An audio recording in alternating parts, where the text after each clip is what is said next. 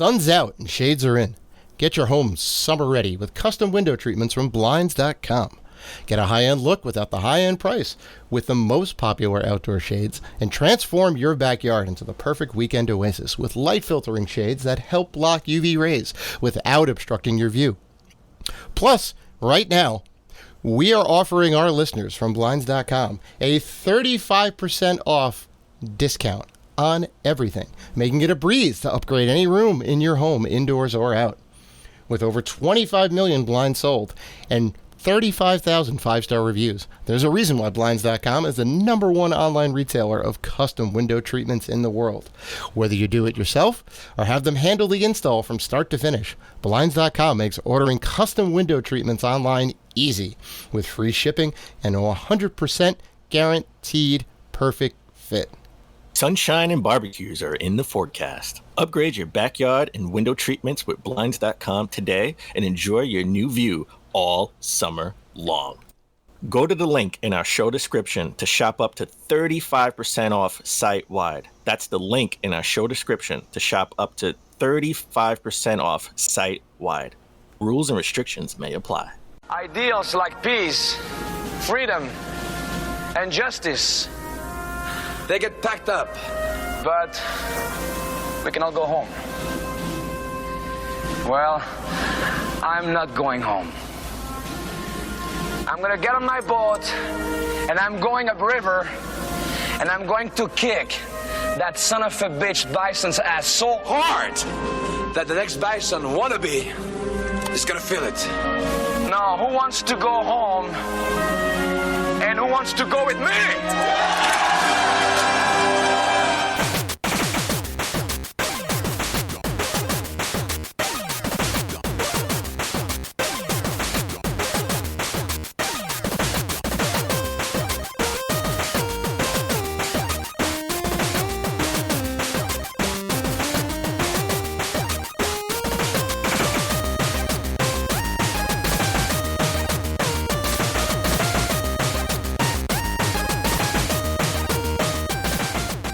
Welcome to the Rated G for Gamers podcast, episode 281. Before we start the show, we want to thank all of our wonderful fans who have supported us. And if you want to show support for the Rated G network, you can find us on Patreon at patreon.com/Rated G for Gamers. You can also find us on YouTube, Twitter, Instagram, and Facebook at Rated G for Gamers. And finally, please rate and review us on iTunes and Spotify. We appreciate all the love. I'm your host, Dave Rattino, and this is my co-host, Dan, the podcaster formerly known as Classic Robinson. What's going on, man? So it's the middle of summer right now, right? And it is hot as hell. It is. And we were supposed to have the Tokyo Olympics in 2020. So now we are having the Tokyo Olympics in 2021, but they're still calling it the 2020 Olympics. But I was watching it. Confusing. Yeah. That's not confusing. Well, I was watching it last night because they've been broadcasting and rebroadcasting the opening ceremonies. And they had the parade of flags going, right, where they bring out all the countries and they have the commentators kind of, talk about the country a little bit and the people that are representing and how many people they have in the Olympics and all that. And I was like, oh, this is like super cool, right? And, they had it on NBC. And the two commentators are going back and forth, and they have a big band orchestra playing in the background. And I was listening to the music, and I'm like, wait a minute, this is I know this, and it took me like maybe 20 seconds to realize they were playing music from Chrono Trigger, which wow, they were playing Frog's theme from Chrono Trigger. Yeah. They're legit video game 16-bit music. Yes. And then I was like, wow. And then I was like, wait a minute. So I went to go look it up, and they did a whole 14, 15 song medley. Final Fantasy and Sonic and Nier and Dragon Quest and Chrono Trigger. I was like, yep. That's it. We're taking over, baby. Mm-hmm. We're taking over. It's over. It's over. Mm-hmm. The takeover is complete. We have now infiltrated the Olympics. And now we just need esports in the Olympics, and it'll be done.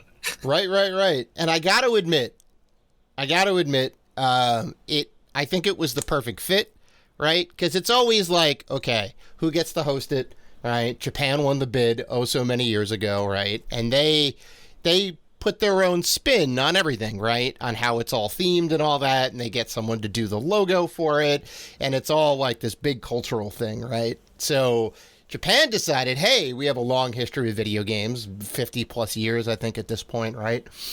And wouldn't it be great to get a big band together and do orchestrated versions of one of our big cultural I don't know, touchstones or contributions, maybe cultural contributions, right? And that was video games and bringing video games into the mainstream. So that made me feel good.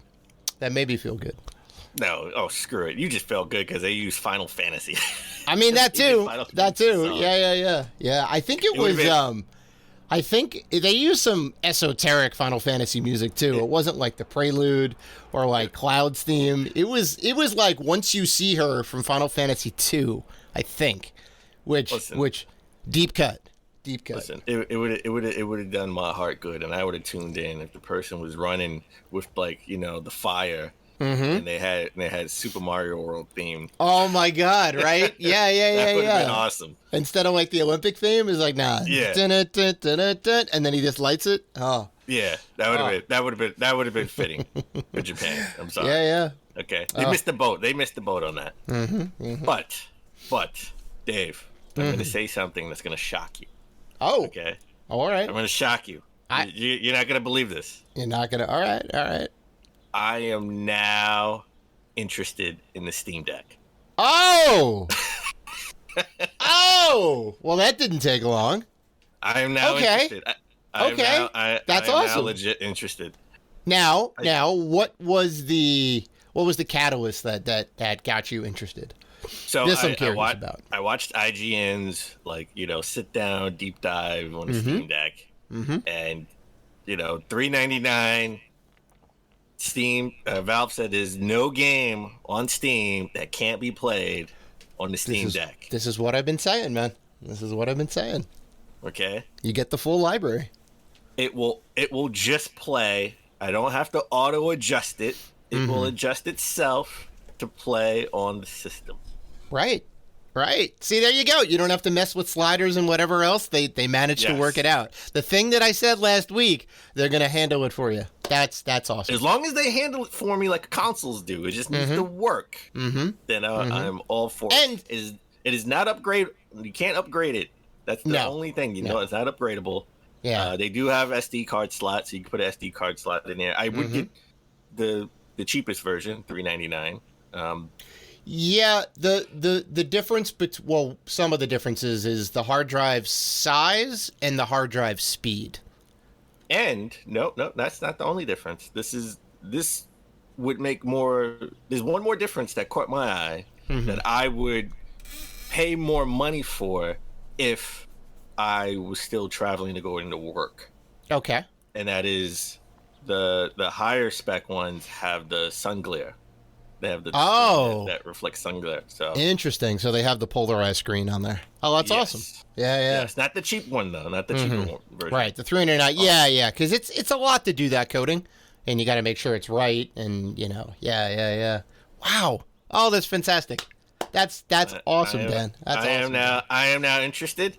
Will I buy it when it first comes out? Probably not. Yeah. But I will say this. If I can't get a Switch OLED screen, because they only have 10 in the store, all right, or scalpers keep getting them, and it turns out to be a PS5 Xbox situation. I feel like I will go hard and try to get the Steam Deck because I have the 350, right? That I'm not spending on the OLED. I can now buy the Steam Deck. That's true. For just $50 more, you can get double the power, which is insane to think about. Yes, so I am now interested. Wow. I knew that would shock you. Wow. As the famous Johnny Cochran impersonator Jackie Childs on Seinfeld, I am shocked and chagrined. Yes. I would have never thought. I'd have never thought because you were so adamant about, this isn't for me. I'm like, this is the perfect thing for you.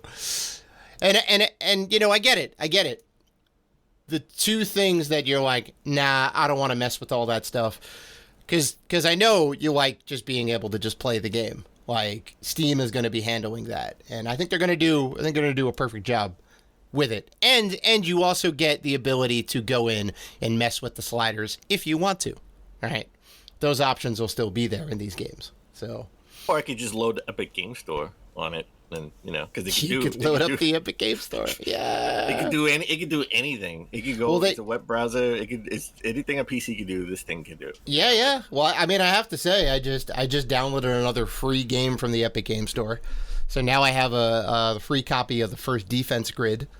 Because Epic is good like that. Well, Epic is trying to get you onto their platform, but yes, just about every week I think they were like, "Here's another free game," and it'll pop up in Windows and say, hey, if you have the Epic Game Store app, it'll just be a little notification in the corner. This is now free. Get it now. Took me 2 seconds to get the game, and I'm good to go. As a side note, people aren't really talking about this. It's like, the Switch is, like Nintendo still puts out like physical games. So they have to have a slot for, the disc. Or the little U card, and for it to run off the U card, where the Steam Deck doesn't have to worry about that because it's all digital. Nope. Right? Yeah. That's another, so it's all digital, so they don't have to worry about spaces for that. So that's extra room they could put something else in to make it more powerful. That's true. So, all right, I love starting the show shocking Dave. I'm stunned, Dan. Stunned. I know. All right. Well, we have an awesome show this week. All right. Coming up, we're going to talk about that EA Play Live 2021, or as I like to say, EA E3 late, because it was late to the party. Can we now say that E3 is over? E3 month? No, I still think there's going to be something else that's going to come out. Oh my God! No, it's done. It's done. EA was the last one. We're done. And then we're going to talk about. We're going to get into Netflix gaming. But first, before we get into any of that, let's begin the show with the notable games coming out in August. Okay, so beginning of August 10th, it's Dave's favorite game that he's been anticipating, and that's Skatebird coming out Xbox One, Switch, PC, and Linux. Yeah, it's gonna be a hard pass for me, dog. Ain't happening. You want to play that Skatebird? You want to play that? I did already. I played the demo. I mean, look. Maybe I'll try it again. Maybe they patched the demo up and all that, but it was not good. I'll take my Tony Hawk. Tony Hawk. The game that is good that I know you like is Hades, right? Yep. So that Switch exclusivity is now gone. It is now coming August 13th to PS5, Xbox Series X and S, PS4, and Xbox One. Yeah. I wonder, we've seen the physical edition for the Xbox. Is it going to be a physical edition for PlayStation? Why not? I would assume so. Why not? Yeah. I just think they haven't necessarily. Maybe Xbox has exclusivity on the advertising. That's a possibility, but I don't see why, if you're going to do an Xbox version, you're going to do a PlayStation version. Guaranteed. Well, listen, this is like the month of Xbox, right? Like, because Xbox has the marketing for Hades, right? Yep. Xbox has Skatebird, your favorite game of the month. It is a game. And 12 Minutes comes out August 19th. Oh, yeah. Xbox Series X, Xbox One, and PC. I'm actually looking forward to playing that. It's got what's his name? James McAvoy as the lead character. Yes. Good old young Magneto, right? He played young Professor X. Yes, I was going to say it's Professor All right, X. I got it. So August 20th, you can get that Ghost of Tsushima Director's Cut. Right? PS4, PS5. I may pick this up.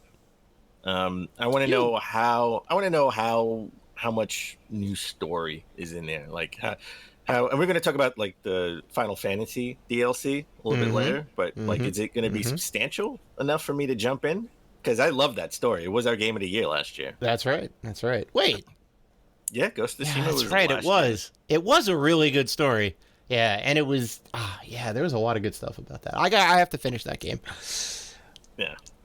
So, coming out August 20th, the same day, Madden NFL 22. coming out on all systems except for Switch, but it's actually coming to Stadia too. Yeah. I don't think Madden has ever come to the Nintendo Switch yet. No, it hasn't. They do FIFA, and that's it, because soccer is universal, which kind of makes sense. They do 2K, 2K NBA 2K. Well, yeah. I'm just saying, like, from EA. That's not EA. Yeah, That's not EA. Yeah. Well, if you have a PlayStation, okay, PlayStation, August 24th, Kenya Bridge of Spirits comes to PS5, PS4, and PC. We saw this at E3, I think, last year and this year. Looks super interesting. Don't know much about the gameplay. I think it was a lot of kind of sizzle reel so far. I don't know if we've gotten a deep dive on what the game's going to be about. I haven't really paid attention too much about this game. Right? It's not a AAA game. It is, PlayStation exclusive as of now. I'm sure at some point maybe it'll come to Xbox, right? It's an interesting game. It totally reminds me of those days when we were the PS2 era, when we had Jak and Daxter and the 3D platformer action adventure game. Yeah. I think it's going to be good though. I'm kind of excited for it. Even though probably going to have to play it on PC because still can't get a PS5. So this is the stretch of the console, right? So August 24th, we get Kena Bridge of Spirits. That's PlayStation exclusive, right? Next, we get our first-party Xbox game, Psychonauts 2, coming out for the PS4, Xbox One, and PC. I originally was going to pick this up for the PS4 just because I think it's like weird to have like a PlayStation box that has Xbox Studios on it, right? Right. But all reports say that Psychonauts 2 plays better or runs better on the Xbox. So I may have to pick up the Xbox version. They went the extra mile to make sure that their console runs better. Surprise. Yeah. Yeah, man. I am super hyped. For this. I saw them playing footage of it in GameStop, and I was like, this is going to be fantastic. It may be in my Game of the Year nominees, possibly. I'm going to go ahead and say that now, because the first one was amazing. I mean, the writing was just fantastic. And they referenced the first one, all right? Raz is talking about camp and, whatever else, so... Funny enough, I own the first one on the original Xbox. Yeah. I don't own the PlayStation version. Well, the PS2 version, I think, came out a little bit later. I think the Xbox One and then the Xbox original version came out. The PC version came out. And then I think PS2 came out a little later. Game is fantastic, though. It still holds up. One of Double Fine's best work, for sure. And then August 27th, Switch exclusive, highly anticipated, No More Heroes 3. Yep. Or is this a day one game for you? Or are you gonna... No More Heroes 3? Yeah. I haven't even played the first two or Travis Strikes Again. So... Oh, well, listen, I played Travis Strikes Again, and I got to tell you, if that's any indication of what this game is, then I'll wait, because that game's terrible. No, that's just a bunch of mini games. Yeah.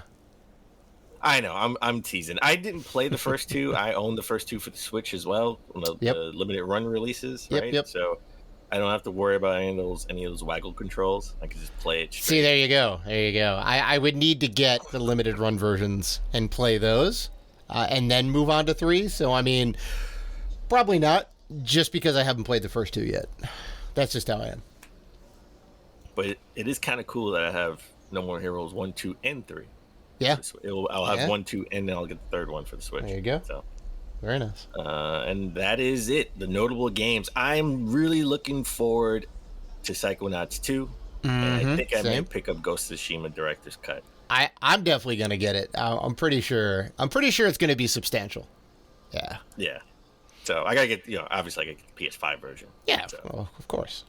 Dave, as we always try to start the show but epically fail, what have you been playing?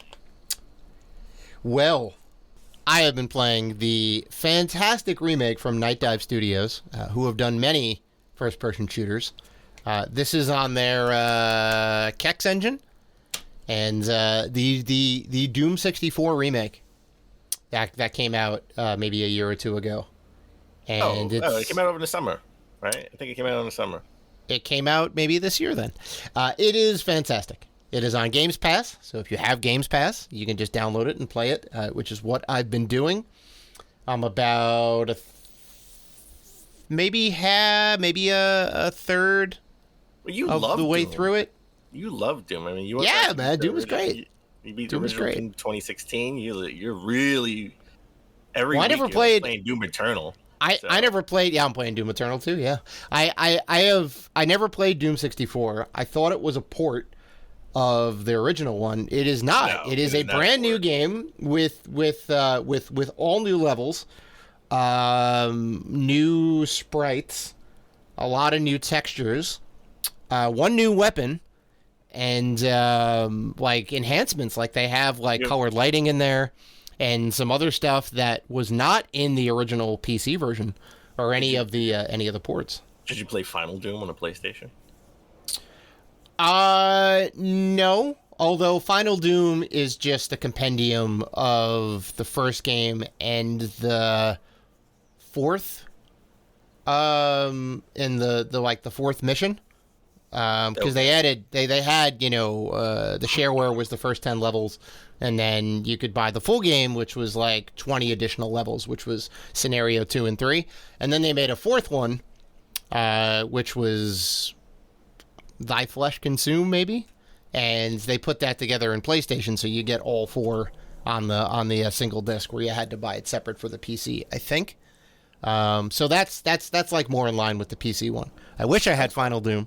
I wish I had that CD, but well, I have that CD. I always wondered what it was. I thought it was just like a collection of like Doom 1 and 2 put together. I didn't know.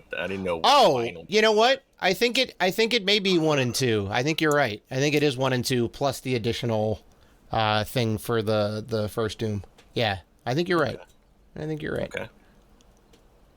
So, I've been playing and I beat the Final Fantasy VII Remake Yuffie DLC. Wow, you beat Integrate already.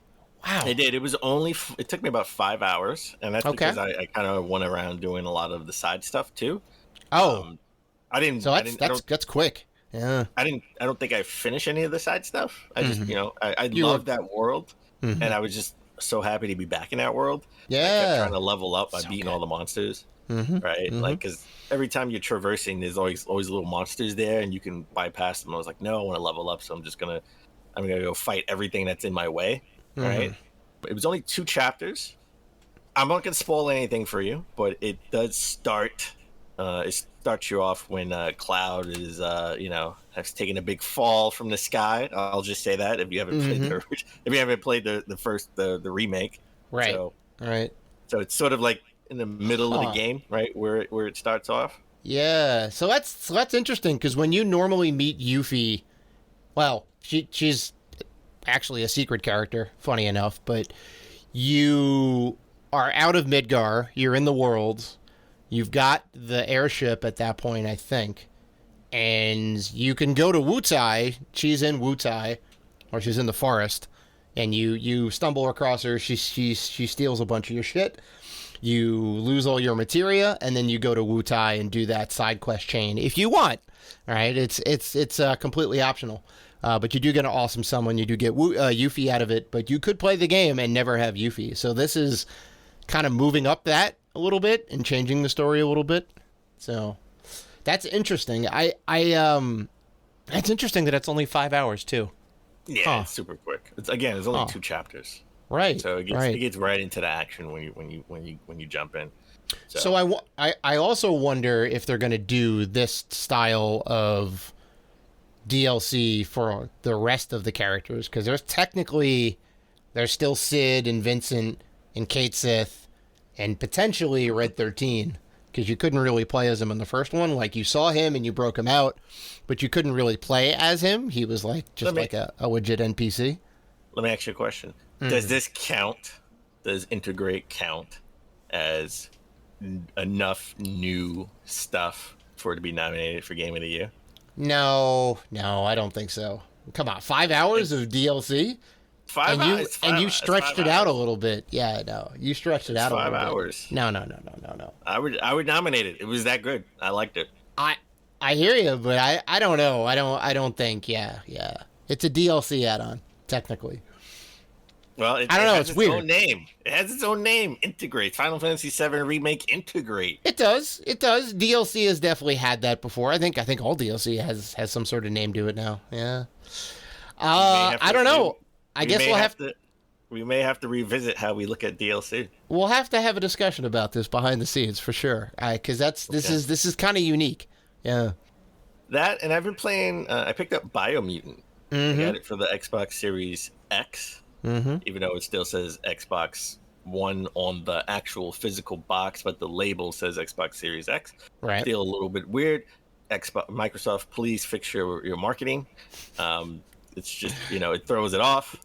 Anything that has Series X on it, I'm counting as a Series X game. Okay. Yeah. Okay. Well, I think it's gonna be a while before we completely see Series X games exclusively. Because I think beyond the medium, I don't think there's anything that's exclusive to the Series X. I'm just saying. It looks weird with all the Series X games like on a shelf, because the binder only has Xbox, right? Yeah. This still has Xbox One, but it has Series X on it, so it's just weird. And then I have I think Nier Replicant had Xbox One on the front of the box, at the top, the physical box, Series X on the label, and the binder is just Xbox One. I mean, it's just Xbox, not Xbox One. Sorry. So it's weird. It's like Xbox One in the front, Xbox on the binder, Xbox Series X on the binder. You mean the spine, right? Yes. Okay. Yes. So what happens when they drop the beta machine support, right? The Xbox One support, and then they start putting Series X on the spine. Oh my god! Because that may happen. It's not gonna match. It's not gonna match. You're gonna have to separate them. Here's the first set. It's gonna be like the PS3 when they changed the labels. No, not. And I didn't separate the PS3s either. Well, I mean, I have them all on the line. Yeah, it was a weird. Now that I'm thinking about it, I wonder if it'd be more visually appealing if you ended up splitting the labels up. I'm thinking about doing that now. Anyway. No, not doing that. It has to be in alphabetical order. Sorry. Oh, it still will be. Yeah. It's just alphabetical order, but primarily sorted by spine type. No, I don't care. No, listen. I've already the player's choice type of games have already screwed up every. Oh, there you go. Yeah. Yeah. So I've given up. I've given up on that. I've seen a lot of people do that though. They'll take the player's choice greatest hits and put them in their own thing at the end.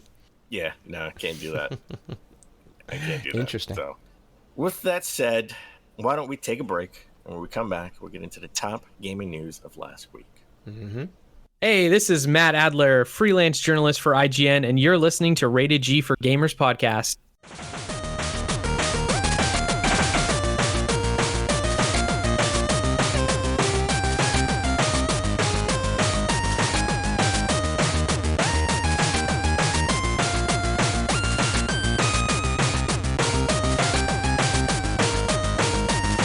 And we're back. Let's get into the top gaming news of last week. We're going to have to start with our lead story. EA Play 2021, or, EA late to E3 Play. EA late to, yeah, it doesn't have the same ring, but I get it. Yeah, it's late to the party. I mean, why did they do it so far out? They announced it, early on, in June. We're going to have an EA Play, I was wrong last week. I said it was on the it was actually July 22nd. It's terrible, Dan. The internet's never going to forgive you. Oh, yeah. Well, they still haven't forgiven you, for Super Mario World's better than Super Mario Bros. 3, but that's all right. I'm not going to get into that. I don't know. Check the website, Dan. We're neck and neck, all right? There was a poll on that website. Yes. All right. For anyone who is new to the podcast or has not gone to the website, you should go to the website. We have a website. And there's a poll on the right-hand side rail. Which is the greatest game of all time? Super Mario Bros. 3 or Super Mario World? Vote. I'm not gonna color your opinion. You go there and you vote for the game that you know in your heart is the best game of all time. Go ahead, because we're neck and neck right now. The last time I checked. We're only neck and neck because Dave is one on different computers and different browsers to click on. His choice. Really, Dan? Really, Dan? Really, Dan? Me, you think I'm that petty? I was in the lead for so long, and all of a sudden we're neck and neck. So I think Dave. Yes, I do think you're. No, I don't need to do that. Super Mario Bros. 3 stands on its own, right? I don't need to do that. I don't need to do that. Yeah. The fact that you even thought that was a thing that could happen with the poll means that you have orchestrated and you have been like, oh, I'm on my phone right now. Let me go because it's a different device. And you go and you vote for Mario World again. Your thumb just happened to slip on the submit button. Sometimes I just have to test out and make sure the website's still working, Dave. Oh, I see. So you threw. So you are admitting you threw a vote in Super Mario World. I'm just admitting sometimes you go on, you gotta make sure the website's not down. Wow, but Dan. Wow. One thing. There you go. Cheating. The cheating scandal. You cannot manipulate. You cannot manipulate the fact that most of the guests we had on the show have picked the right choice, which is Super Mario Bros. I mean, look, I'm not going to account for their wrong opinions, but they're entitled to them. They're entitled to them. All right. Back to our regularly scheduled program. Yeah, EA Play. EA Play 2021. It was short, it was sweet, and it wasn't that bad. I got to be honest. I was surprisingly, it was very surprising. Very surprising. I was expecting more sports and more mobile stuff. We didn't get any Madden talk. I know. And we barely got any stuff. I know. And Madden's coming out at the end of next month, right? As we mentioned earlier, Madden's coming out August 20th. I thought we'd see like a sizzle reel of all the new stuff you can do in the game and very orchestrated camera angles and all that, and then be disappointed and let down as to why you paid $60 for the new game. Is Tom Brady on the cover? I don't even know who's on the cover of Madden now. I don't know who's on the cover. I don't think it'd be Brady. Brady already had his time in EA 17, I think. I think it gotta be Brady with the Broncos. It gotta be Brady with the Broncos. Come on. Broncos? Isn't he on with the Bucs, Tampa? The Bucs. Yeah, come on now. Yeah. It's gotta be Brady with the Bucs. Come on. It's either that or because Patrick Mahomes was last. Mahomes was either 20 or 21, yeah. Now you got me interested to see. Wow. You'll never guess who's on the cover. Gronk. No. You were wrong and yet right at the same exact time. It is both. This is the first time in Madden history, after they started putting players on the cover, that there are two people on the cover, Brady and Mahomes. Wow. Staring into your soul. Brady on the Bucs and Mahomes on KC. Wow, that's crazy. Wow, okay. Couldn't decide. Interesting. All right, so we did get to see, they did buy, EA they had a big purchase that was like a bidding war between them and 2K with, I can't think of the studio, Codemasters. Right. Yep. They do a lot of racing games. They're really known for their racing games. Yeah. And the Dirt series in particular. Yeah. Yeah, we're gonna see the fruit. Some of that fruits of the labor. We got a preview of Grid Legends, right? Mm-hmm. Which is, the Grid series. I have the Grid 1 and 2. I've actually have 1 for PS3 and I have 2 for the Xbox, the 360. And I have Grid. There was another Grid game that came out. I can't think if it was a Grid Legendary or something along those lines. It was a third Grid game that came out. And they've had a couple, and people seem to like them. I haven't played one officially, but they seem to be good, critical and commercial success. So, but this one is interesting because it was like they have live action, like they have like actors playing, arguing over races and stuff. I wonder how that's going to play in the game. I mean, that seemed super interesting to me. Like, it's like, you beat me. They're going at it WWE style, cutting promos on each other. Well, it's got a fleshed out story mode, right? Yeah. So I'm looking forward to that. I was like, okay, all right, I'm into that. And it's it's a whole ton of different types of cars. There's like F1 cars. There's I think street cars, pro cars. They have like tractor trailers and whatever. You can drive like big rigs in it, and you can mix and match in like certain races, right? So it's not just like here's all the F1 cars, or here's all the like super sport cars or whatever. Like that's yeah. Then they showed us Lost in Random. Mm-hmm. Right? Mm-hmm. Mm-hmm. I didn't know. They said this game was already announced. I didn't know about this game. I don't know too much about this. I think it was definitely in one of the showcases this year, but now we kind of got a deep dive on it because they had a new sizzle reel, and then they also had like the developer on, or one of the developers on, to kind of talk about the game a little bit more in depth. So I do remember seeing this briefly. I didn't really know too much about it. We didn't know that much about it, but yeah, it looks kind of cool. You got a little dice companion that you can kind of roll around, and it'll give you different powers, and you can pick up different abilities to kind of augment that. You play in this cartoon world. Yeah, it looks cool. This is sort of like an indie style. This is an indie style game because this is sort of the same program that Joseph Ferris with like It Takes Two and Brothers, right? Like the those EA originals. Yeah. Yeah. So this comes from that program. Mm-hmm. Always bringing it's EA's way of bringing unique titles and new IP because all they do is do sequels, remakes, sequels. I know. Surprisingly sequel light in this, right? Yeah. I mean, I guess maybe Grid Legends you could kind of consider a sequel in a way, but that's the first game that they're gonna put out after the acquisition. Mm-hmm. So, right? Yeah. Okay.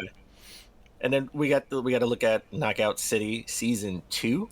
Mm-hmm. That's coming Super out excited. 27th. Yeah. And I've been playing that because you have it on Games Pass. No, actually, I've been playing it on PlayStation. Really? Yeah, because I have some friends who only have PlayStation, so I was like, all right, I'll get it, and it was yeah. But it's good. It's good. I kind of like your friends, Dave. Listen. They only have one console. It's fine. I'll make it work. It's good. It's good. I mean, they only have like maybe 7 levels and a couple different types of ball variants. So for the people that play it all, I don't play that much, so I'm not like tired of what they have. But they're adding in a new level. They're adding in a new type of like ball mutation, I think 1 or 2, and then a bunch of new customization stuff, which, I mean, that stuff funds the game, right? Everybody buys all the cosmetic stuff and all that. I like that there's the new level. I like that there's the new ball mutator, so that should be kind of cool. And coming out soon in a couple weeks, right? End of the month. It's coming out this week. Well, when this show goes live. Yeah. That's right. That's right. Yeah, it's the end of the month. Jeez. Actually, no. It will be out when you listen to this show, the 27th, Tuesday. Oh, shoot. That is true. That is true. Then we got another look at Battlefield, right? And they announced Battlefield Portal, which lets players create their own multiplayer modes across classic Battlefield maps spread across 4 eras of the series. Right, so that was. I mean, listen, that's not something that I'm looking forward to, but I can understand the hype over that. Right, I mean, that just brings me to Doom Tomb levels where you can make your own levels. Yeah, right. Like they had an example of the World War II fighters coming in contact with the modern day fighters. Like, how are they going to make that work? And it's like, well, in that scenario, I think you have more units.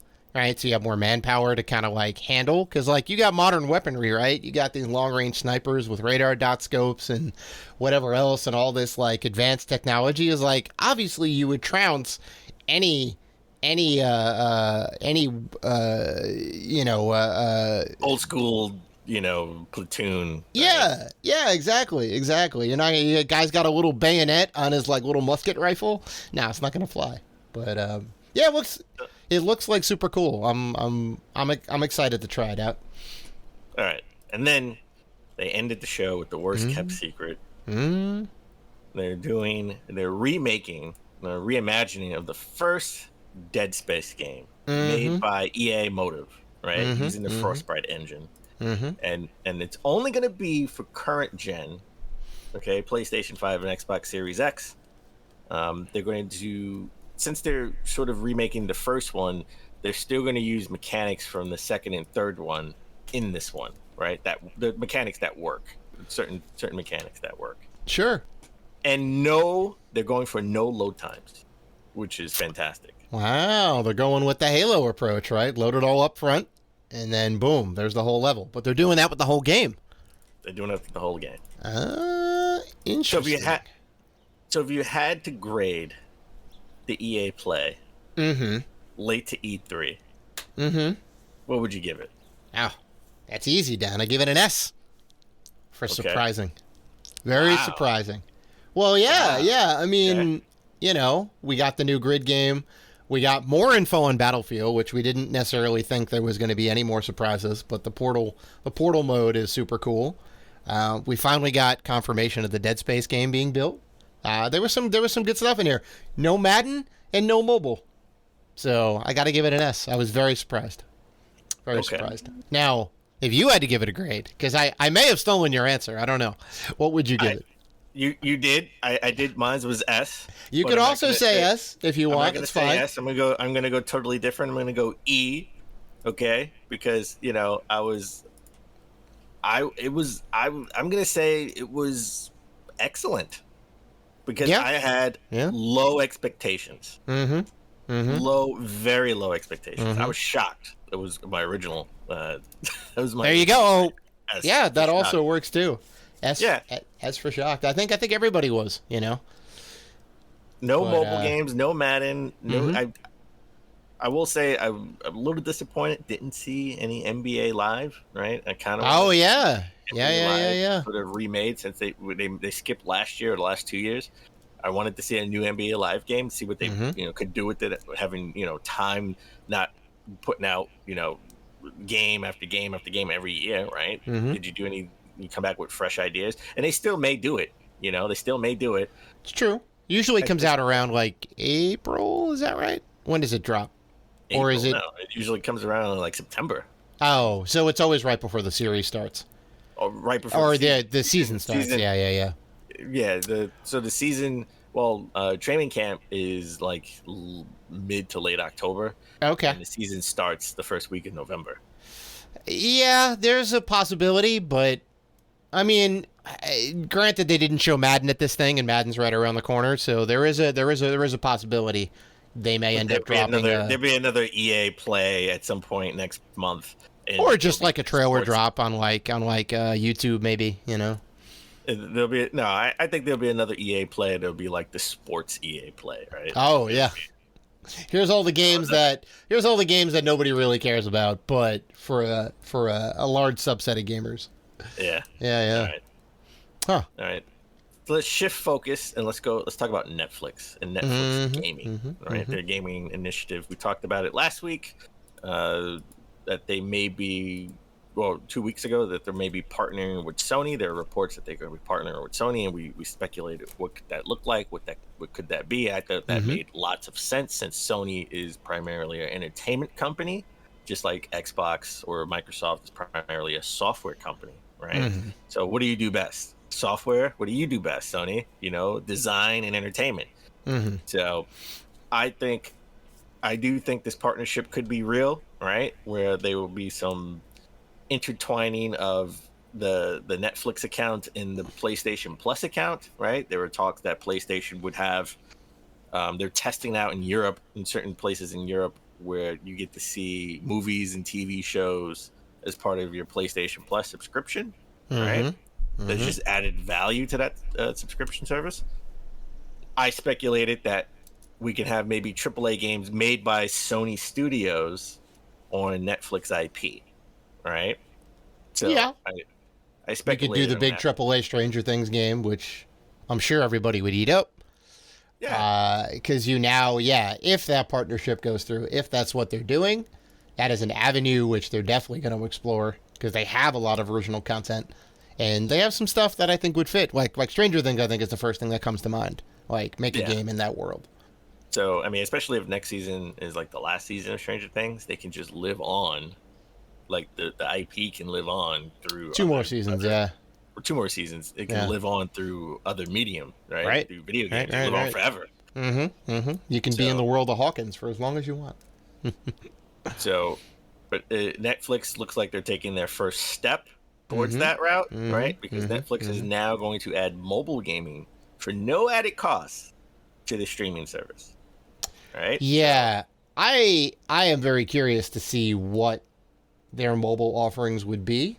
Is it just going to be Candy Crush that's playable, or their version of Candy Crush? Because when I hear mobile games, I think of the Match 3s. I think of games that work well on a mobile device that aren't, action-y games. I mean, I know there's Fortnite on there, but I don't know how well the first-person shooters necessarily play. You made fun of me when I said I think Netflix should just buy Atari and put you can play all those old school. That's not a value for anybody. Games. It's not a value. Nobody's going to be signing up You can play to play Space Invaders with your remote control.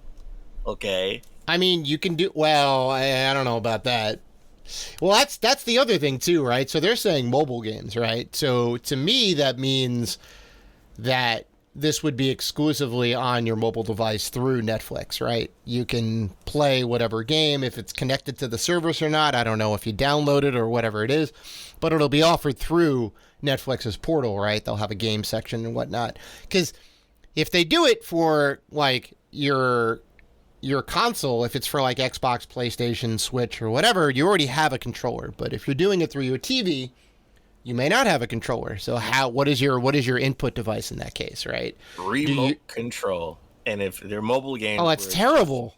That's terrible. Where it's just jump, move side to side like an endless runner, right? You could. I think that's doable on the TV through your remote control. You have simple mechanics. You have now a very limited window and a very narrow path of games that you can make at this particular point in time. Not to mention, what is the lag going to look like? Oh, it could be terrible. Or you can hook up a controller, or they say, you know what? Just like the Amazon box, right? Like but games through the Amazon box, you needed to have a controller. But you need to but you need to have the Fire Stick to do that, because there's whatever the Bluetooth connectivity or whatever is built into that dongle. No. I have the Amazon. The original Amazon box. I bought it strictly to play. Yeah, you have hardware. Games. That's what I'm saying. Yeah. You have a piece of hardware, right? And the piece of hardware hooks up to the TV. That's what I'm saying. Yeah. Netflix could say, you have to buy a controller. The controller will have a dongle on it or something, or if you could hook it up through Bluetooth, if your TV is capable of that, of Bluetooth connectivity. It's an option. Those are play options. Candy Crush style or endless runner games, which I can already play on my mobile phone. See, I just don't know what the enticing opportunity is. What is the enticing opportunity? So you're limiting opportunities. I'm saying it's on your phone. It's on your. Well, I just don't know. I just don't know what games they're going to be offering and how it's going to be hooked up. Right? We're speculating over all of this at the moment. Well, mobile games, I think of endless runners, Candy Crush, Tetris style games. Sure. Nothing too actiony. I'm not thinking you're going to be able to play Fortnite. Which I got to be honest, if they do that, that would be like phenomenal. Fortnite will be everywhere. Yeah. Yeah, you would need either your phone or a dedicated controller in some way to play Fortnite. And Fortnite I could see being interesting, right? If that's what they're going to do. Is that going to be everybody's first choice? Do they not have ways to play Fortnite already? I mean, again, you could just play it on your phone, but I don't know. I think this is more of them saying, all right, let's test the water. Let's start with mobile games. Let's test the servers, see how that works, see what doesn't work. Test the technology, improve upon it with maybe Sony's help, right? To have a big splash. I don't think, and if Sony and Netflix are going to partner up, I don't think we're going to hear about it until like next year, if that's the case, especially if they're starting with mobile games, right? They're going to start with mobile games, test it out, and then make a big splash later on. Right. Well, I mean, I like the business strategy sense, right? Don't go all in necessarily right away. Do a low cost match 3 mobile game, some endless runners, some stuff that doesn't cost an arm and a leg to produce. Try it out, see how it goes, see what what the usage statistics are, right? Because they know exactly on every single show how long you've watched it for, what your viewing patterns are. Like, they have all of the data of everything, and they'll get all that data with the video games too, to see what devices you're using, how long you're playing, which games you're playing, and all that. So they'll have good data to base all this on. Telltale games would be perfect. Telltale games would be perfect. They technically already have those, because you can play Minecraft story mode on the Switch, and they also did that Black Mirror that was interactive, right? You could choose on the Netflix. yeah. So you could go and choose like you choose your own adventure. The story played out. You're right, exactly. So those style games would work too. I think that would be perfect. Yeah, and I thought the Bandersnatch was great, and I thought, well, I didn't play the Minecraft story mode thing or whatever, the kind of choose your own adventure type situation, but I hear that was okay too. Now, if I didn't know Netflix, that stuff wouldn't get me to Netflix, all right? And if I was the person who was looking at Netflix and saw that they were doing mobile style games, that still wouldn't get me there. I don't know what would. That's the thing, right? Because even if they start doing AAA titles, it would need to be an exclusive game, and it would need to be substantial enough. Doesn't even need to be AAA. It just needs to be exclusive and something that's intriguing. And I don't know if Netflix is going to be the one to do that. Pull an Apple Arcade, right? Have Oceanhorn 3 on your Oceanhorn 3 exclusive. Yeah. Well, that was a timed exclusive too, though, right? Yeah. So it wasn't only like 6-month timed exclusive, and then you could play it wherever. It wasn't enough to get me on the list. Now, granted, Apple curates and has a bunch of great mobile games. Maybe Netflix is going to do something like that. That I could kind of see. Here's some curated stuff that's like really high quality. We've kind of filtered out all the cruft, and here are the games that we have available that you can play via, I don't know, your phone or whatever it is. So I think you're wrong, because I think you're looking at it from a standpoint as competing with other consoles or other streaming devices. I think you're missing the boat. This is where when Dave throws a Halloween party and they have party games on the Netflix, right? And they say, hey, let's go play that party game, right? Where you can use your remote control and it's sure. and it's whoever hit the button first, right? Because it's like, remember we were playing the Switch? What's that game that came out on the Switch? Oh, 1-2 Switch. 1-2 Switch. Yeah. Okay. Who can unravel the chest or gunslingers who can push the power button the fastest. Yeah. They have That's You and Hidden Agenda and all like the Jackbox games. Okay. Now you're talking. Now I'm in. Yeah. Now I'm That's in. what I'm saying. That is okay. And you already everybody has a Netflix app on the TV or anywhere you sure. go. Sure. It's there. Yeah. Everyone's got an account. Yeah. Everybody has an account. You load it up. It's remote controllers, whatever. Bluetooth That's fair. connectivity. That's fair. Yeah. You can play those party games. So, a game that you probably won't or shouldn't play on Netflix is a fighting game like Mortal Kombat or Street Fighter. Oh god, those are the worst games to play. Yeah. Those are the worst games to play on Stadia too because of the lag. That's why I don't think PlayStation will ever, since they own now Evo, I don't think they'll ever say, all right, you know what, let's partner with Stadia and have our fighting game tournaments. That probably won't work. No. Right? But we're old school gamers. We were there. It was like old war veterans. We were there when it was happening. That's right. Like we were there for Street Fighter 2 and sadly Street Fighter 1. I remember Street Fighter 1. It was terrible. I hated punching that bag. That they had like the little punch bags. Oh, the big, yeah. I never saw that version. I always saw the 6-button version. I didn't realize that. And I didn't see it ever again. Right. Enough. It was so rare because it was a terrible idea. So, but we were there for Street Fighter. We were there for Mortal Kombat. We were a part of the arguments in the schoolyards of. That's right. Which one's better? Which one's better? I liked Street Fighter better, but I was better at Mortal Kombat, and that's in large part the high school kids because I was in junior high school when all this was happening. The high school kids just surrounded the Street Fighter arcade. So you couldn't get in there, right? Little Dan Robinson with his 50 cents is like, come on. No. I couldn't get in there. I couldn't, and if I did get in there, I'm going to play against like the top guy. He's going to kill me, right? So right, exactly, right. I get any reps in. He's been using that one quarter for the last hour. He's like, all right, who's next? But and I think I told the story down the block because we had Geno's, which famously LL Cool J donated money to renovate it after, back in a couple of years ago. Well, a decade ago. Wow, he really does represent Queens. He does, baby. And and it was funny. There was like I think it was like a falling out with some of the workers at Geno's, and they went and opened up their own pizzeria down the block. And in the basement, they had Mortal Kombat 2, which no one really knew about. So us junior high school kids would go there, and then I was like the top dog.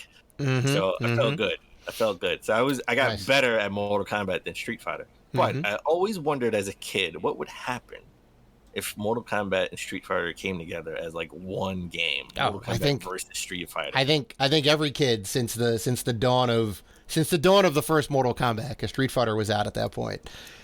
Gotta have the crossover. Yeah, gotta have the crossover. Now, Ed Boon was asked this question online recently. Ed Boon, co-creator and one of the developers for Mortal Kombat. Yep. Right. Ed Boon and John Tobias. He was asked why hasn't there been a Mortal Kombat versus Street Fighter crossover? He pretty much said it's two different companies, two different publishers. It adds so much complexity, and it's not as simple as people want it, so let's do it. I'm gonna say, I love you, Ed, for all the games you've made, but screw that. Yes, it is simple. Make a call to Capcom and say, let's do it. I mean, there's a lot of money to be made. I'm sure you could work out the deal, because I mean, Namco and Capcom, they did Street Fighter Cross Tekken, but here's what they said. They put out the challenge, who can make the better fighting game. And Namco has yet to respond. Even though we talked about it about a week or two ago with Harada saying, don't count it out, right? 30% done. Out yet. 30% done. I'm sure it's still at 30% for the last 10 years. So I don't think it's ever getting done, but it has happened. It has happened. If they wanted to do it, they could have done it, right? But my question is, because no offense to Tekken, Mortal Kombat, Street Fighter versus Mortal Kombat is a bigger draw than than Street Fighter versus. I mean, it's more iconic. Yeah, it's more iconic. Yes. So, how could they do it? How would you want them to do it? Is going to be my question to you, Dave. Well, you got to pick. I mean, you can't just mash them up, right? You can't do a Mugen style PC game where you just import a bunch of rando sprites and make your own fighting game, which you can do, and people have done that with Mortal Kombat and Street Fighter. But it's like Scorpion sprite from Ultimate 3 and Ryu sprite from Alpha 2 or whatever, and it's they don't match up, right? They kind of make it work, but so you need to pick an art style, right? And I think to me it'd be more appealing to see the cartoon or the more exaggerated style of Street Fighter and have the Mortal Kombat characters in, get Capcom's top art designers and animators and all that, modelers, and take Liu Kang and Kung Lao and all them and put them in, the bright colored, shiny world of Street Fighter, right? So you make their supers less bloody, but still just as over the top, right? It's just more cartoony. I would say the only issue would be the fatalities. How would you can't. Fatalities? Capcom's not going to let their fighters get executed, I don't think, in that way. Well, I mean, if you're doing it in the Capcom art style, yeah. If you're going to let NetherRealm do it, then I think they'd be a little bit more loose and go, okay, but they're probably going to have some stipulations, I think. Because I don't think we've ever seen. I'm okay with stipulations. Yeah, but I think yeah. I mean, if you're going to do a MK version of the crossover, you're right. There has to be fatalities, but I think they'd be I don't want to say neutered, but crafted specifically to handle the Street Fighter characters, maybe. right? Like Ryu does a fireball that like blows a hole through Scorpion's chest cavity, right? Maybe they could do that. But we seen sort of like fatalities with Eternal Champions, right? Eternal Champions sort of had fatalities in that cartoon-esque type of setting, right? Art style. Yeah. I mean, people got bloodied. But I mean, there is definitely a way to do it. This is the dance that needs to happen, right? You gotta make it so both parties are happy, fans and developers. Both companies. I'm gonna say this. Screw that. Just make me happy. I want you to make it in a Mortal Kombat style. I want you to bring back, Street Fighter the movie characters and have them face Mortal Kombat characters with fatalities, and so get Jean-Claude Van Damme to voice Johnny to do the Johnny Cage and Guile. So Van Damme versus Van Damme, double impact, 1996. Oh my God, double impact. That'd be freaking crazy. Yeah. That's what I want. What I want. Make me happy, Ed Boon. Make me happy. Mm-hmm. I put a lot of quarters in the Mortal Kombat 2 machine, okay? Right. I put a lot of quarters, so make me happy.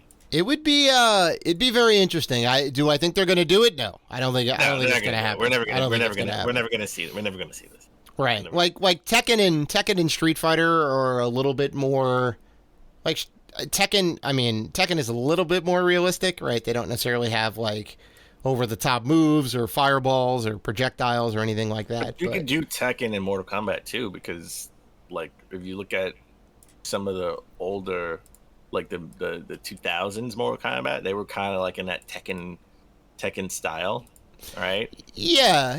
They both games definitely had like an edge to them for sure. Yeah. I think you could kind of make that happen. Yeah. So that'll never happen though. I'm sure there's a mod out there. I don't think so. I'm sure somebody's modded where they've put like regular cartoony Street Fighter, more realistic Mortal Kombat, and put them together. Well, they did. Yeah. Mugen is the open source fighting game editor, and you can like as long as there's rips of characters and whatever else out there, you can just slap them all together and then put them in a game. However broken it is, it'll play. Because everybody wants to see Liu Kang versus Ryu. That's exactly right. Right. Oh. All right.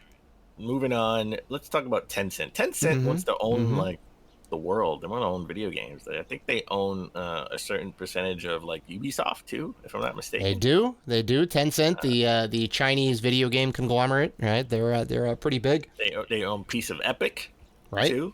Right. They own everything, and now they fully own Sumo Digital, which was the Sackboy developer. Sackboy came out for PS4 and PS5, using the Little Big Planet character, right? So the tech company previously owned 8.75% stake in Sumo Digital, which was like the second largest shareholder, and now they fully acquired them completely. So Sumo Digital worked on, I think they helped on like one of the Gears games, and they definitely made Sackboy. Right. So they've assisted on a lot of games. Right? Or Crackdown, you think? Yeah, Crackdown. Crackdown. I think Crackdown 3 is what is the game that they assisted on. So Tencent's just taking over the world. I'm just waiting for them to say that they purchased Capcom. And then Mortal Kombat versus Street Fighter. Yeah, I mean they have PUBG and League of Legends under their belt. All right, Tencent owns Riot, I think, or they're the publishers of it, and also PUBG. The mobile version and also the PC and console version. So that's huge. They were the ones that really brought Battle Royale to the forefront. Right, that was the game. Even though it wasn't the first, it was the biggest at the time. So I hope this means that Sumo Digital is going to be making games that aren't loot box heavy. I know they are, because Tencent loves those microtransactions. 100%. Yeah. So, and last news. This hurts. I know this is supposed to pull on my heartstrings, but this kind of hurts my heart a little bit. Okay. I want to know where the hell this Goodwill is. Where is this Goodwill? All right. There's a Goodwill manager, a manager at Goodwill, that discovered a brand new NES system. I think it was inboxed. And 27 NES games still in their original packaging. I just want to know who died and gave this guy's collection to Goodwill. Yeah. Because I should have been there. Uh, And they had a special auction with her knowledge of video games and I think it was her brother-in-law's knowledge also. mm-hmm. She put on a special auction where the system itself sold for like $650. That's But insane for a sealed, complete, in good condition NES system. I don't know if it was sealed. Okay. I don't know. I'm not saying it was sealed. It's Okay. good condition. Good condition. That definitely wasn't sealed. Yeah, I mean, if it was over like a 9, right? If WADA's going to grade the system in the box and all that, and it was over a 9 and it went for $650, well under what it could have gone for. But the games went for $30,002. Wow, 27 NES games, brand new, right? Well, they look brand new. We don't know if they were brand new. They were Still in their original packaging. They still said, in yeah. their original. Yeah. Still May in not their have been original sealed, packaging. but $30,000 for these 27 games, depending on the games. I mean, I'm sure they were in immaculate condition. That's crazy, and it all went to charity. Dan, you should be happy. Not sad. I'm begrudgingly happy. I just, who I have to pay to let me know if, something like this comes into the store. Because now you can't go to Goodwill. You can't go to Goodwill for these because now the people at Goodwill know that these things are, can sell, for big bucks. So they're not going to put them out on the floor. They're either going to do something or flip them themselves. I need to get a job at Goodwill. That's what I need to do. I need to work at Goodwill. I need a summer job. You're right. You just got to work there like one day a week to be able to pick out the new stuff that comes in. Wow. So I have a picture of the games. Do you want to know the games that? Sold? A part of me doesn't because my heart's just gonna sink. But sure, tell me. It's no. I'm gonna go ahead and tell you. Now they're all sealed. They're wow. It looks like they're shrink wrapped. Yeah, I don't think they were. But they have. They were actually sealed. But they have a sticker seal on them, which means they haven't been opened, so they are brand new. But I'll go with the. Some of them are a little hard to read, but there's Metal Gear, Gyrus. Gyrus, good game. I can't read what that. Oh, Street Fighter like 2010. Terrible. Crystallis, great game. Good game. Infiltrator, Low G-Man, Narc, Snake Rattle and Roll. Okay. Operation Wolf, Metroid, the OG one, not the re-release. Yep, gray box. Golgo 13, Fester's Quest, Silver Surfer. Oh God.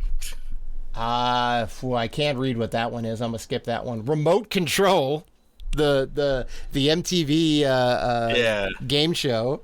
River City Ransom. Good game. Okay. Bad News Baseball, Dick Tracy, Mendel Palace, Dungeon Magic, Ninja Gaiden 2. Okay. Barker Bill's Trick Shooting, Loops, Solstice, fantastic game, Archon, Kickle Cubicle, and The Magic of Sherazad? I don't know how to say that. All right. So who died? Those are your 30 games sealed, complete, in died? perfect condition. I just want to know who's the person that passed away and then their family donated this to Goodwill. I mean, maybe they were just trying to do something good, Maybe the guy's still living. He goes, you know what? I got all these games. I wanna donate them to a good cause. He want to donate them to Goodwill, and watch and just scour YouTube for that collector that says I scored. I went to Goodwill and I hit the jackpot. Right. So, okay. Well, you know what? This has reinvigorated me to go back to Goodwills all across. Can't stop the hustle, Dan. Can't stop the hustle. Can't stop the hustle. So, I believe the sale went on in Pennsylvania too, if I'm reading this correctly. So next time I'm in Philly, I'm gonna hit up every Goodwill. That's only like one state over, man. It's so close. Well, there was that person. We talked about it a few years ago. The person in Queens that found stadium events. Found the stadium events and don't remind me. I saw the video they made of it. They had the game and they like it looked legit. So, It can happen, man. Don't remind me. I actually was watching a video the other day about the woman who has like the Guinness Book of World Records of like the most video game like handheld systems with LCD screens on it or something, and she sounds like she's like Southern. She's a woman down south, older. She looks like a little bit older. Could be in her 50s, and she has all of these like little handheld screens. You know, she has the Game & Watches. Like she has like a million handheld games screens. So she's definitely like a gamer too. Yeah. I thought that like I felt good when I saw that. I was like, wow. So Dave, there you go. At the end of the show, do you have any good weekend plans? Yeah, really just I'm going away next weekend for my birthday. We're doing a little camping thing upstate. You only turned 50 once, man. That's right. I only turned 41 once. I'm already over that hill. 41, baby. So, yeah, just probably going to relax and play some video games and all that. Knock out some games that should be beaten. I'm looking at you, Doom 64 and Eternal. Did you see Space Jam came out? Space Jam New Legacy. I'm sorry, but with the King LeBron. Yeah, I'm sorry. Original will always be better. It's Michael Jordan. Nothing will be better than that. Come on now. So they're giving out all these promotions for Space Jam. Like they're giving, the I think they have the Xbox has like sort of the marketing behind it, because the game did come out, which was terrible. Like you have Space Jam new Legacy game, which got like a 4 or 5 or something on IGN. It was just terrible. And the controllers thing that everyone has like been showing online, like all the influencers. So DJ Khaled was sent a little care package box, right? And they sent the Space Jam sneakers and everything, and he thought it was good. And he said, "Oh man, they even sent me a speaker." And it turned out it wasn't an actual speaker; it was an Xbox Series S with the big giant pimple on the side. It makes it look like a speaker. I'm sorry. DJ Khaled does not know what an Xbox looks like. Come on, man. No, come on. He knows what a Series X looks like. I don't think he does. How do you not know what a Series S looks like? He doesn't know what a Series S looks like. It's got the Xbox logo on it. It's got HDMI output. I know, but it's got an Ethernet connection. If you see it laying down with the pimple facing up, it looks like a speaker.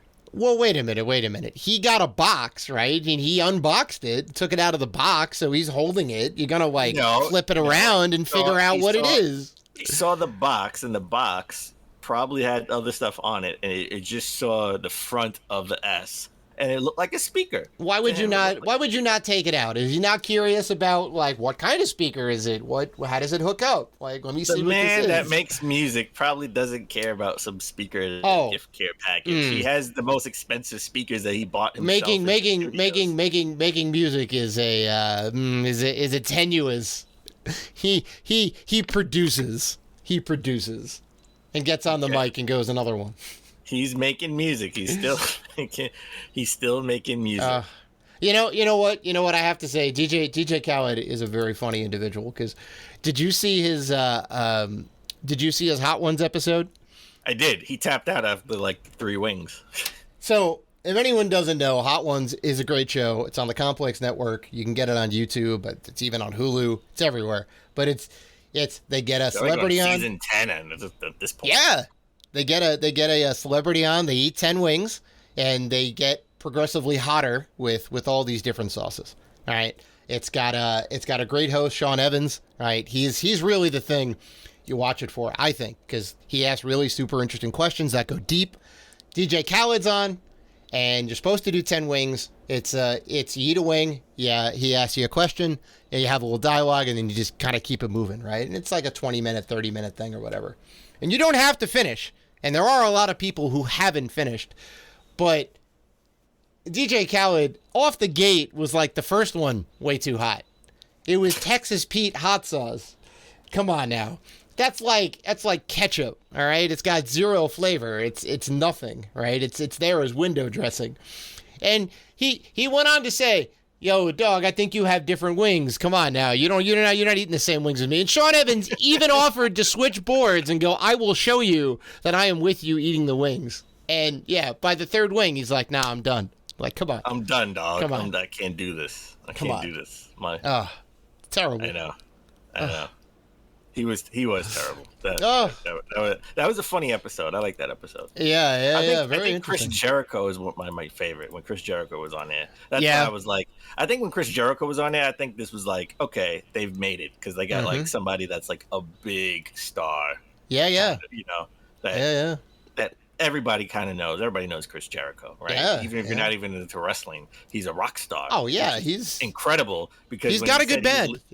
When he was leaving WWE to be he wanted to make music. Everyone was like, well, you kidding me? Like, nobody's gonna take you seriously. You and that was over 10 years ago, and he's still making music. Still making music, and he's still wrestling. That's right. Oh, I was just watching the one with Michael Che today, or I think it came out. Yeah, I think it came out today. So far, so good. He's about like 2-3 wings in, and the man is not tapped out yet. Okay, I was just watching the one with Justin Timberlake, and he went all the way. Oh, JT? That's right. Most people do, to be honest. I think 75 to 80% of the people will go all the way to the end. Stone Cold Steve Austin went all the way. That's right. Okay? That's right. He even cracked some of his Skull Crusher beer or whatever it is, or Broken Skull beer. Yeah. At the end of it, yeah. Yeah. So, well, all right, folks. That's that's episode 281 of the books. We want to thank you guys for listening to the show, liking, commenting, and doing all the good stuff that you guys do. If you want to interact with us, and we know that you do, you can find us on Facebook, Twitter, Instagram, and YouTube at Rated G for Gamers. And also, we are part of the Gaming Podcast Alliance. You can check out all of the fine podcasts featured on there at gamingpodcastalliance.com if you're looking for more gaming goodness. So, please listen, like, rate, review, and subscribe. And as always, keep gaming.